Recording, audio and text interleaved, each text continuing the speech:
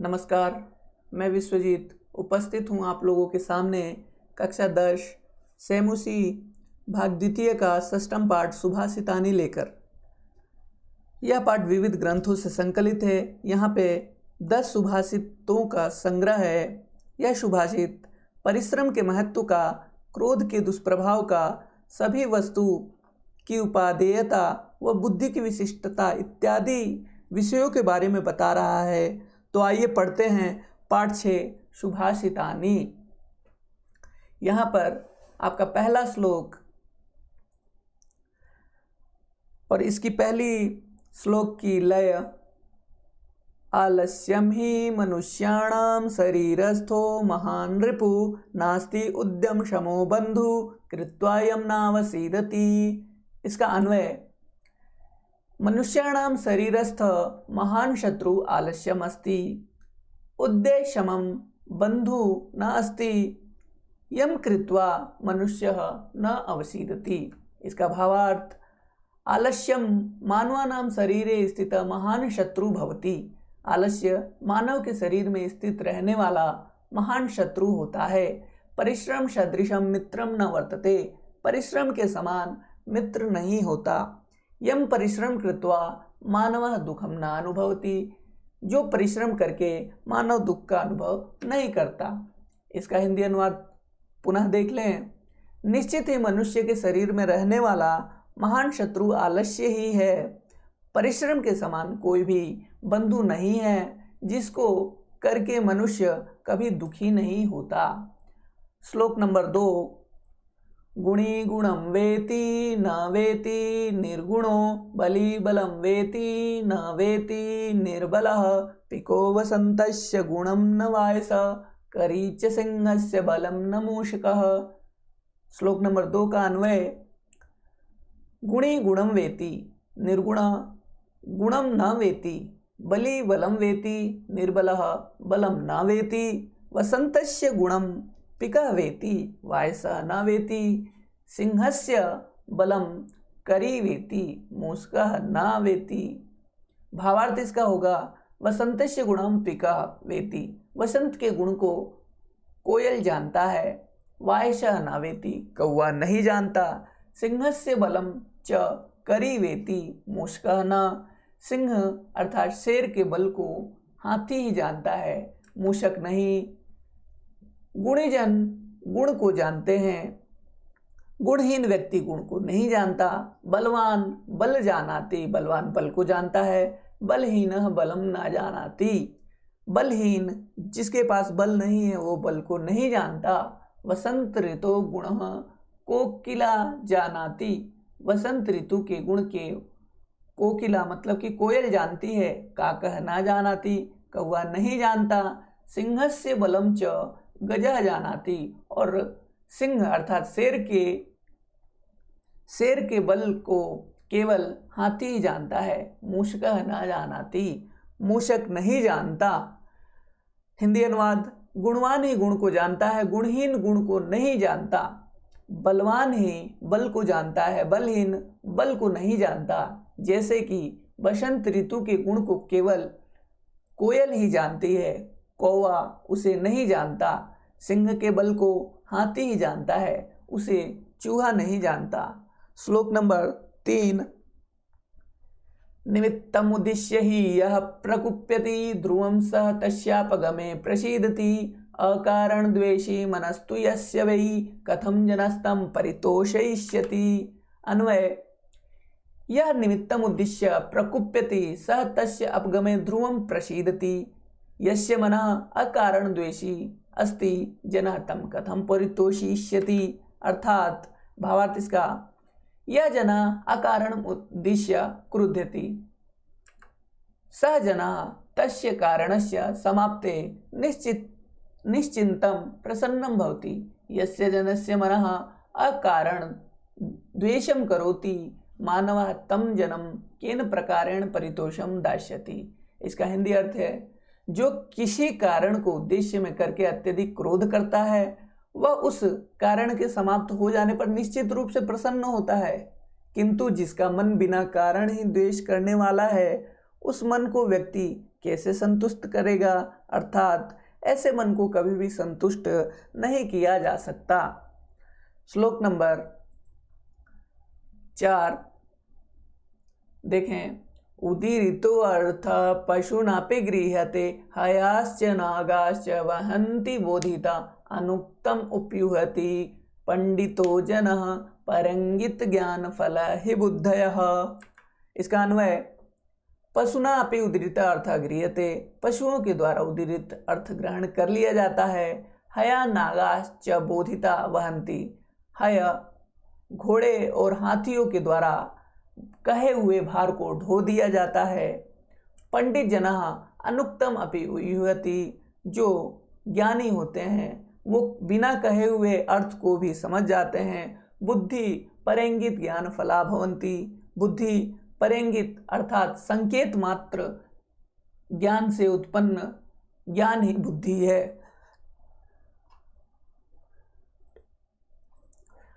इसका भावार्थ पशुना अपि कथित अर्थ प्राप्यते, पशुओं के द्वारा कहा गया अर्थ प्राप्त कर लिया जाता है। अश्वा गजाच बोधिता भारम वहन्ति, अश्व और घोड़ों को कहा गया भार वह ढोते हैं। विद्वान जना अकथितम अपि निर्धारयति, विद्वान जो लोग होते हैं वे बिना कहे हुए को निर्धारित अर्थात पता कर लेते हैं। बुद्धिमन्तः परेशान इंगित ज्ञान फला भवन्ति, बुद्धि जो है वो संकेत मात्र उत्पन्न से ज्ञान ही है। इसका हिंदी अर्थ पशु के द्वारा भी कहे हुए अर्थ को ग्रहण कर लिया जाता है। घोड़े और हाथी समझाने पर भार का वहन कर लेते हैं, किंतु विद्वान व्यक्ति बिना कहे हुए को समझ लेता है। बुद्धिमान लोग दूसरों के संकेत जन्य ज्ञान रूपी फल वाले होते हैं, अर्थात कहने पर जो पशु भी दूसरों की बात समझ लेते हैं, किंतु बिना कहे हुए संकेत मात्र से समझने वाले को ही बुद्धिमान कहते हैं। श्लोक नंबर 5 क्रोधो हि शत्रो प्रथमो नराणाम देह स्थितः देह विनाशनाय यथा स्थितः काष्ठगतो हि वह्निः स एव वह्निर्दहते शरीरम। इसका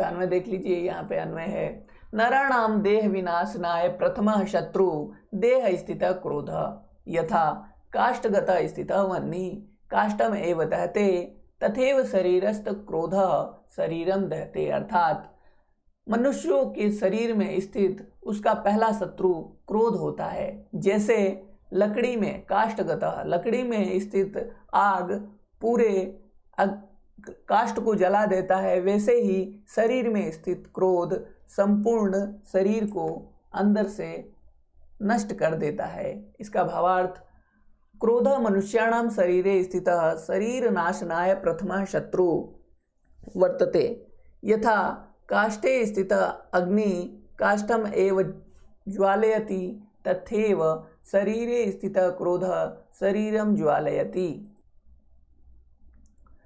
आगे देखिए इसका हिंदी अर्थ क्रोध मनुष्यों के शरीर में स्थित शरीर का नाश करने वाला पहला शत्रु है। जिस प्रकार लकड़ी में स्थित अग्नि लकड़ी को ही जलाती है, वैसे ही शरीर में स्थित रहने वाला क्रोध शरीर को ही जलाता है। श्लोक नंबर 6 मृगा मृगै संगमनुव्रजन्ति गावश्च गोभितुर्गास्तुरंगै मूर्खाश्च मूर्खै सुधया सुधीवि समानशील व्यसने सुसख्यम। इसका अन्वय मृगा मृगै संगम गावश्च गोभी संगम गुर्गा तुर्गा तुर्गै संगम मूर्खा मूर्खै संगम सुधिया सुधीवि संगम अनुव्रजन्ति सख्यम समानशील व्यसनेषु भवति।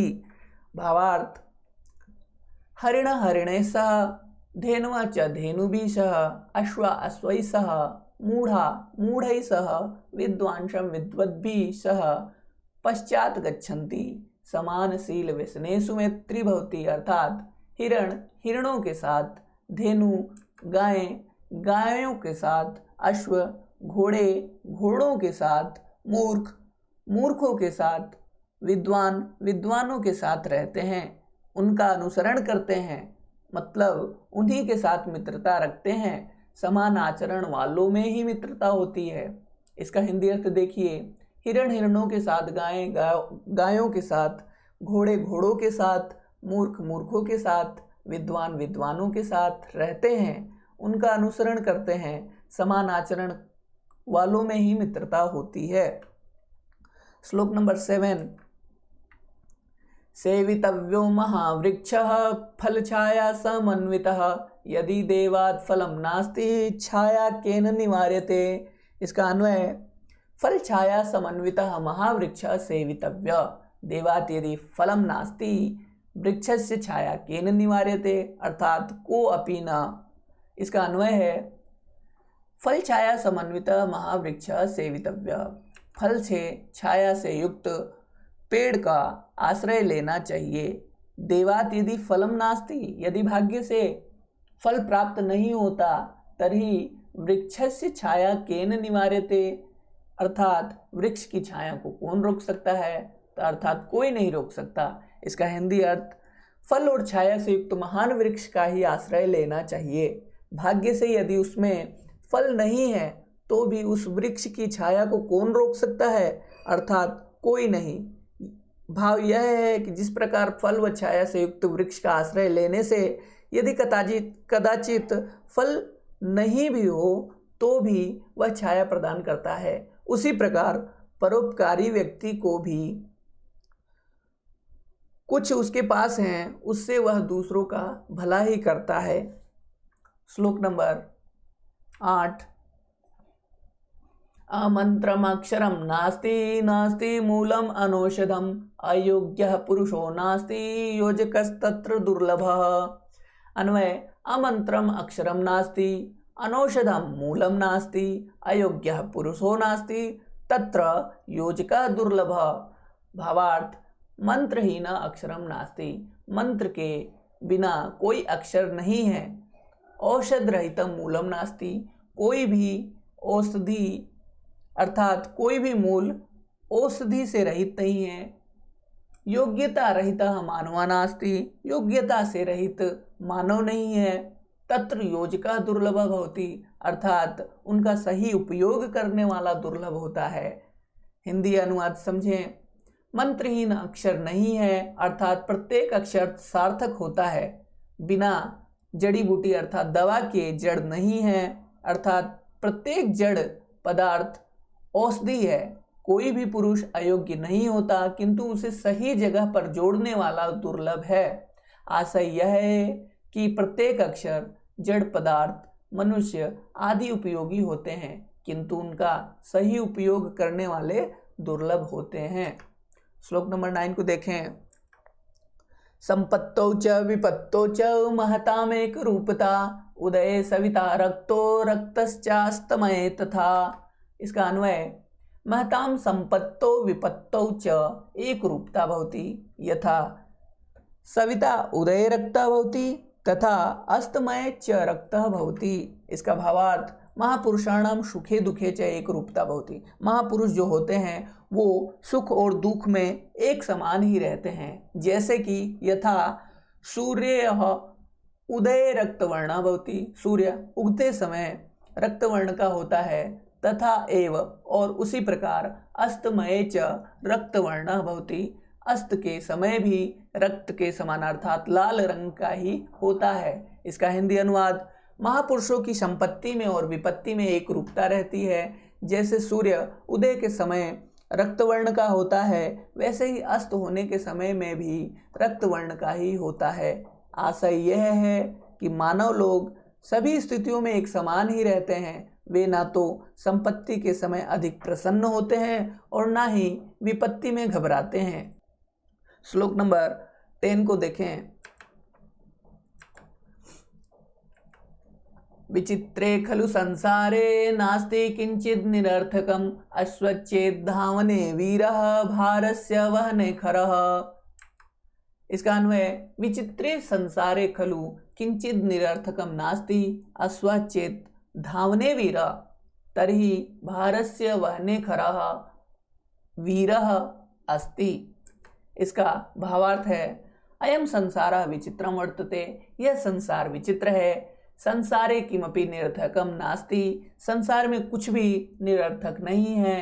प्रत्येकस्मिन् भिन्नम भिन्नम किमपि वैशिष्ट्यम भवति, प्रत्येक व्यक्ति में कुछ न कुछ विशिष्टताएं होती है। यथा अश्व यदि धावने वीर, जैसे कि अश्व यदि घोड़ा दौड़ने में वीर है, तर्हि गर्दभो अपि भार वहने निपुणः भवति, तो गधा भी भार को ढोने में निपुण होता है। अतएव अस्माभिः प्रत्येकस्य गुणम दृष्ट्वा, इसलिए हम सभी को प्रत्येक के गुणों को देख करके तस्य योग्यताया सम्मानम, उनके योग्यताओं की सम्मान करनी चाहिए, उपयोगश्च करणीय, और उनका उपयोग करना चाहिए। हिंदी अनुवाद। इस विचित्र संसार में निश्चय ही कुछ भी निरर्थक नहीं है। यदि घोड़ा दौड़ने में वीर है तो भार का वहन करने में गधा भी वीर है। अर्थात संसार में सबका अपना अपना महत्व है, कोई भी व्यर्थ की वस्तु नहीं है। इसके बाद शब्दार्थ को देख लीजिए। शब्दार्थों को याद करें। पाठ के कठिन शब्दार्थ यहाँ पे आपके सामने। अवशीदति दुखम, अवशीदति दुखम, अनुभवती अर्थात वह दुख का अनुभव करता है, दुखी होता है। वेति जानाति, जानता है। वायशा काकः, कौवा। करी मतलब कि गज, हाथी। निमित्तम कारणम, कारण। प्रकुप्यति अति कोपम करोति, अत्यधिक क्रोध करता है। ध्रुवम निश्चित ही, निश्चित रूप से। अपगमे समाप्ति, समाप्त होने पर। प्रसीदति प्रसन्नम भवति, प्रसन्न होता है। अकारण द्वेषी मनः, अकारण द्वेष करोति, अकारण ही द्वेष करने वाला। परितोषयिष्यति, परितोषम दास्यति, संतुष्ट करेगा। उद्धृतः उक्तः कथितः, कहा हुआ। गृह्यते प्राप्यते, प्राप्त किया जाता है। हया अश्वः घोड़े, नागा हस्तिनः गजः हाथी, ऊहति निर्धारयति मतलब कि अंदाजा लगाता है। इंगित ज्ञान फला, इंगित ज्ञान में वो फलम। यश्याता संकेत जन्य ज्ञान रूपी फल वाले। पंडितः विद्वान, बुद्धिमान, बुद्धिमान। वह्नि अग्नि, आग। दहते ज्वालयति जलाता है। अनुव्रजंती पश्चात गच्छन्ति पीछे पीछे जाते हैं। तुर्गा अश्वः घोड़े। सुधिया विद्वांस विद्वान, मनीषी। व्यसनेषु दुर्व्यसनेषु बुरी आदतों में। सख्यम मैत्री मित्रता। सेवितव्य आश्रितव्य आश्रय, लेने योग्य, आश्रय लेने योग्य। देवात भाग्यात भाग्य से। निवार्यते निवारणम क्रियते रोका जाता है। अमंत्रम न मंत्रम अमंत्रम इति मंत्रहीन मंत्र के बिना। मंत्रः मनन योग्य, मनन करने योग्य। सारवान मूलम पादपानाम अधोभाग, पाद पेड़ के नीचे का भाग। जड़ औषधम औषधि। वनस्पति निर्मितम दवा जड़ी बूटी। योजकः योजयति यह जोड़ने वाला। सूर्यः सविता सूर्य। गर्दभ गधा रासभः। अभ्यास प्रश्नों को देखिए। एक पदेन उत्तरम लिखत, एक पद में आपको उत्तर लिखने हैं। मनुष्याणाम महान रिपु का, मनुष्य के शरीर का सबसे महान रिपु कौन है, महान शत्रु कौन है? तो इसका आंसर है आलस्यम। गुणी किम वेति, गुणी क्या जानता है? तो गुणी गुणों को जानता है, तो गुणम जानाति। केशाम संपत्तौ च विपत्तौ च एक रूपता, किसकी संपत्ति और विपत्ति अर्थात सुख और दुख में एक रूपता होती है? तो महताम। पशुना अपि कीदृश गृह्यते, पशुओं के द्वारा कैसा ग्रहण कर लिया जाता है? उद्धृतो अर्थ अर्थात कहा गया अर्थ पशुओं के द्वारा ग्रहण कर लिया जाता है। उदय समय अस्त समय च कह रक्तः भवति, उदय के समय सूर्योदय के समय, अस्त समय अस्त होने के समय, सूर्यास्त के समय, च और कह रक्तः भवति कौन लाल रंग का होता है? रक्त वर्ण के समान कौन होता है? तो सविता अर्थात सूर्य। अधोलिखितानां प्रश्नानां उत्तराणि संस्कृत भाषया लिखत। नीचे लिखे हुए प्रश्नों के उत्तरों को संस्कृत भाषा में लिखें। केन समः बंधु नास्ति, किसके समान बंधु नहीं है, मित्र नहीं है? तो इसका आंसर है उद्यमेन समः बंधु नास्ति। उद्यम के समान बंधु नहीं है, मित्र नहीं है। परिश्रम के समान कोई मित्र नहीं है। वसंतस्य गुणम कह जानाति, वसंत के गुण को कौन जानता है? वसंतस्य गुणम पिकः जानाति। बुद्धया कीदृशः भवन्ति, बुद्धयः बुद्धि कैसी होती है? बुद्धि परैंगित ज्ञान फला भवन्ति। बुद्धि दूसरों के संकेत मात्र से उत्पन्न ज्ञान ही होती है।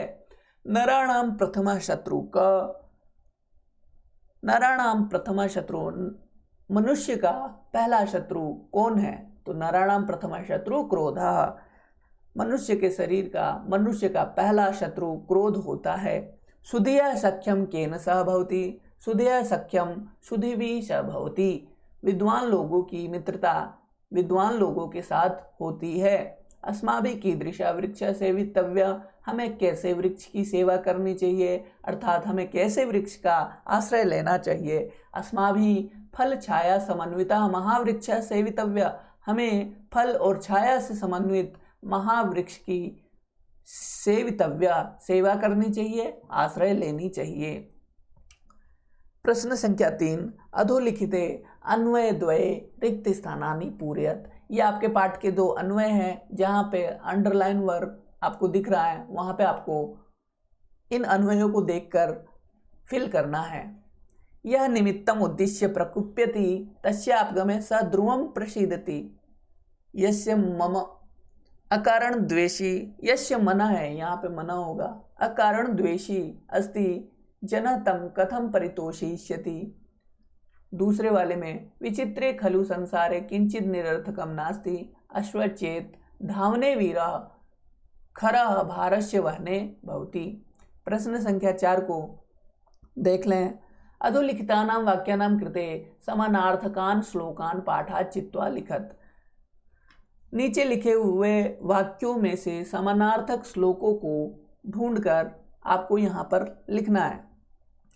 विद्वान स एव भवति यह अनुक्तम अपि तथ्यम जानाति। विद्वान वही होता है जो बिना कहे हुए तथ्य को भी जान जाता है। तो इसका है अनुक्तम प्यूहति पंडितो जना, बिना कहा हुआ जानने वाला ही पंडित होता है। ये आपको लिखना है। मनुष्य सम स्वभावे जनैः सह मित्रता करोति, मनुष्य समान स्वभाव वाले लोगों के साथ मित्रता करता है। तो इसका श्लोक पूर्ण होगा समानशील व्यसनेषु सख्यम, समान गुणों वाले लोगों के साथ ही मित्रता रखनी चाहिए। ग परिश्रमं कुर्वाण नर कदापि दुखम न प्राप्नोति, परिश्रम करने वाला नर अर्थात मनुष्य कभी भी दुख नहीं प्राप्त करता। अर्थात नास्त्यु उद्यम शमो बंधु कृत्वा यम नावसीदति।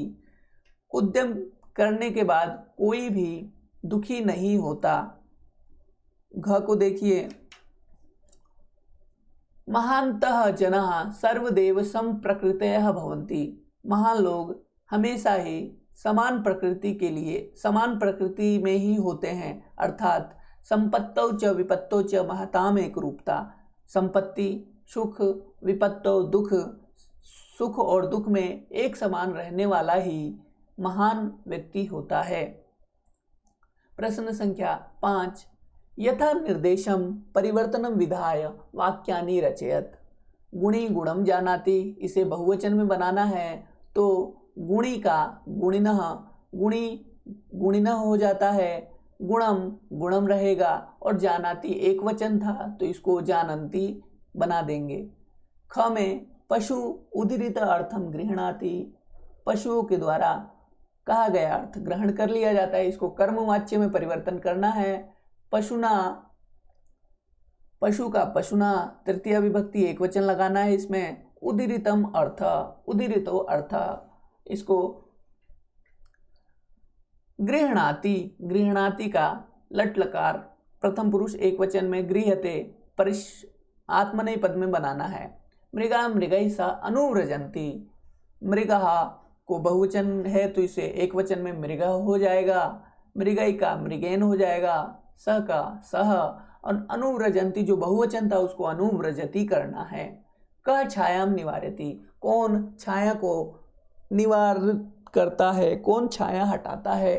तो कह की जगह केन तृतीया विभक्ति एक वचन, छाया छाया, और निवारयति का निवार्यते। तेन एव वह्निना शरीरम दह्यते, इसे कर्तृवाच्य में तेन का सह होगा, वह्निना का वह्नि, और शरीरम दह्यते शरीरम दहती, लट लकार प्रथम पुरुष एक वचन का प्रयोग करना है यहाँ पर। प्रश्न संख्या 6, संधि और संधि विच्छेद करना है हमें। न प्लस अस्ति प्लस उद्यम शमः, नास्ति उद्यम शमः, तस्य अपगमे तस्यापगमे, अनुक्तम अपि ऊहति अनुक्तम उप्यूहति, गावः च गावश्च, न अस्ति नास्ति, रक्तः च अस्तमये रक्ताश्च अस्तमये, योजकः तत्र योजकस्तत्र। प्रश्न संख्या 6 का ऑप्शन 2 आ समस्त पदम विग्रहम लिखत, समस्त पद और विग्रह आपको लिखने हैं। उद्यम समः उद्यमेन समः, शरीरे स्थिता शरीर स्थिता या फिर शरीरस्थ, निर्बलः बलस्य अभाव, देहस्य विनाशनाय देह विनाशनाय, महावृक्षः महान् च आसौ वृक्षः, समान शीलं व्यसनं येषां तेषु, समान शील व्यसनेषु, अयोग्यः न योग्यः इति। प्रश्न संख्या 7, अधोलिखितानां पदानां विलोम पदानि पाठात् चित्वा लिखत, नीचे लिखे हुए पदों के विलोम शब्द आपको पाठ से चुनकर लिखने हैं। प्रसीदति, प्रसीदति मतलब कि गुस्सा करना, अर्थात प्रकुप्यति क्रोध करना, मूर्खः, सुधी। प्रसीदति मतलब कि प्रसन्न होना, प्रकुप्यति मतलब गुस्सा करना, मूर्खः सुधी मूर्ख, सुधी बलि निर्बलः, सुलभः दुर्लभः, संपत्तौ विपत्तौ, अस्तमये उदये, सार्थकम निरर्थकम। प्रश्न संख्या अ में वायसः, वायसः से आपको वाक्य निर्माण करना है। वृक्षोपरि वायसः तिष्ठति, दूसरा निमित्तम सह किम निमित्तम क्रुध्यति, वह किस कारण से क्रोध करता है। सूर्य, सूर्य से बनाना है। सूर्य पूर्व दिशायाम उदेति, सूर्य पूर्व दिशा में उगता है। पिकः, पिकः वसंते कूजति, पिक जो कोयल है वो वसंत में कुंजित करता है। वह्नि, आग, काष्ठांतर्गते वह्नि भवति। यह आपका पाठ पूरा हुआ, तो थैंक्स फॉर वॉच। यह पाठ था सुभाषितानि। इस पाठ से संबंधित कोई भी प्रश्न हो तो कमेंट में लिखकर अवश्य पूछें और चैनल को सब्सक्राइब जरूर करें। धन्यवाद।